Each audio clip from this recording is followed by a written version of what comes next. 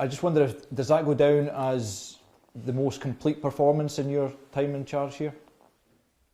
I think it was a good performance. I never like to... You should know me by now. I don't like to categorise things, and I'll leave that to you guys. It was a good performance, I think, from start to finish.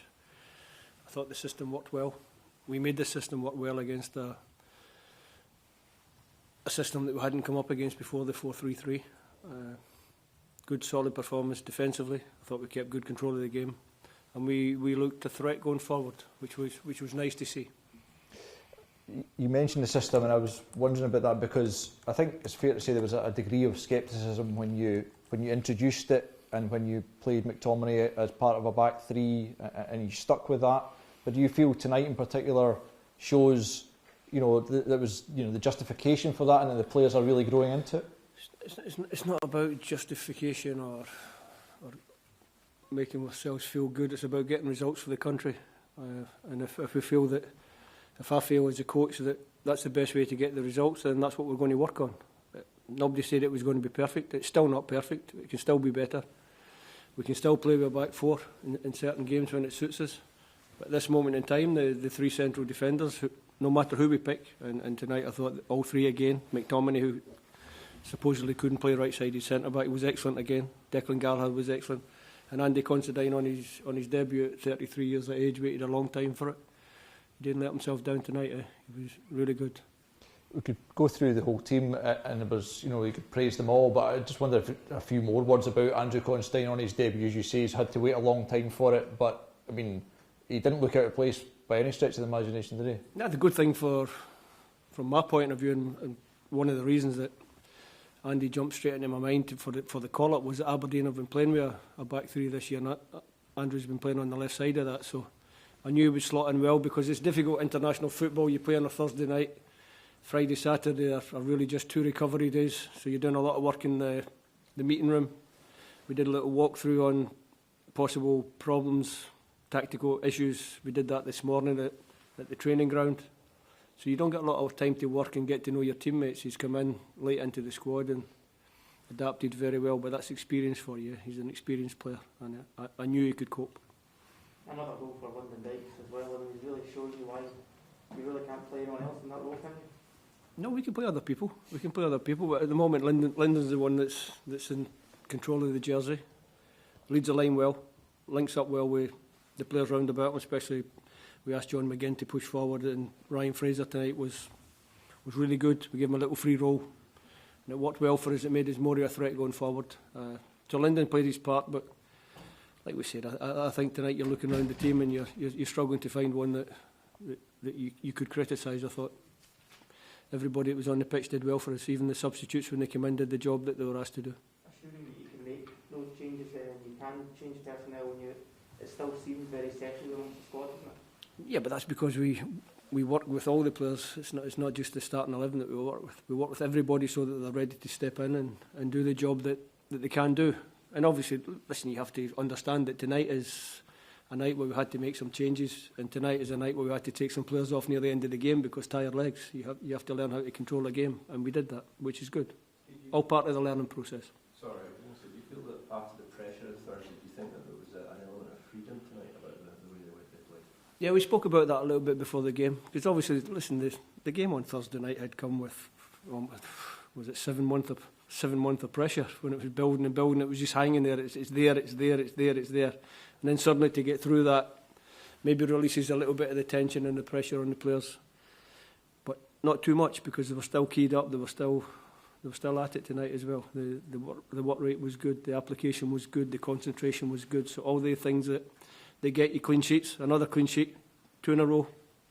I mean, we suffered badly in some of the games in the qualifying rounds. The last league of heavy defeat against Belgium, heavy defeat against Russia.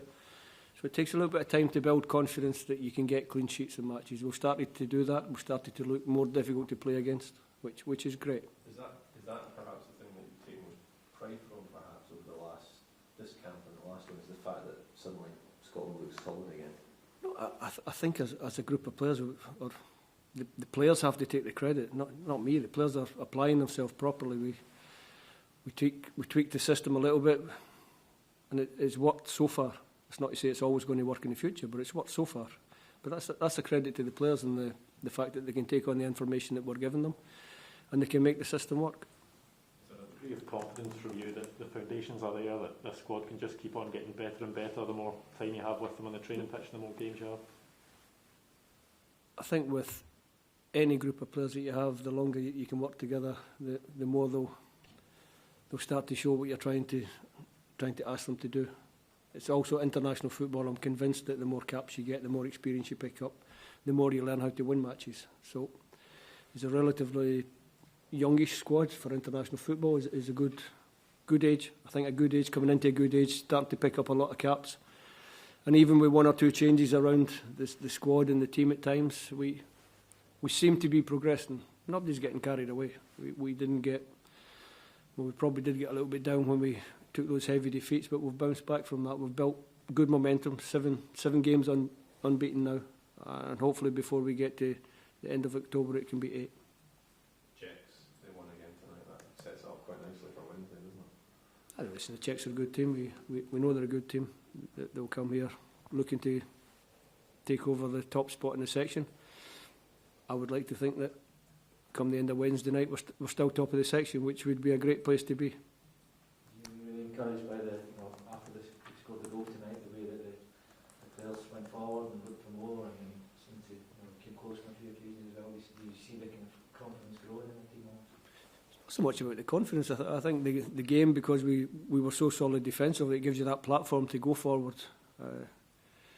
We have good attacking players, although people will tell you we don't, and we don't get enough shots on target, but we get enough shots away and we get enough chances. Ollie McBurney came off the bench, was unlucky not to break his duck with a header. I think it was a save, I've got to be honest. I thought the goalkeeper touched it. Linden had big chances before I took him off, which wasn't why I took him off. I took him off because he was a little bit tired after another hard shift. So some chances in the game. Good delivery on set plays. We're starting to look a threat on set plays, getting a few contacts on them as well. So listen, it's a good night for us, but like I said before, we're not getting carried away. We've got a tough game on Wednesday night. We'll go away, we'll give the boys a little rub down, let them relax and get ready to go again. You also have to use these games to set up for the Serbia match, or can you look at that in isolation? The Serbia match is next month. Will take care of itself. We want to do as well as we can in this B section of the Nations League, because we know from experience that if you do well in the Nations League, it can be another avenue to qualify for the next World Cup. So we take it very seriously. If there's a slight downside tonight, Steve, I think Andy Robertson is suspended for the next game. Would that be right? Yeah, Andy's suspended, picked up, so that's his second yellow in the section. It's a bit harsh, 2 yellows in a six game section, and you get a suspension. But listen, we've got a good squad of players, so we'll deal with that. Would you expect to make a kind of similar amount of changes for the next match? Not too many. It'll depend on knocks and niggles. I mean, obviously, we lost Liam Cooper today as well. Liam's gone home. He won't be fit for the game on Wednesday either. So I might bring one into the squad just to give me a little bit more defensive cover. But everyone else is hopefully fit and available. If I have to make another 3 or 4 changes, then that's what I'll do, because you have to be mindful of the players, that you can't ask them a big shift. I mean, tonight was, if I'd played Callum McGregor, I'd have been daft. If I'd played Ryan Jack on the back of, Ryan came in here just off the back of an injury, so we couldn't ask those two to go again, really. And Kenny McLean and John Flick came in and did a terrific job for us. So that's what the group's about, that's what the squad's about, and that's what we're trying to build.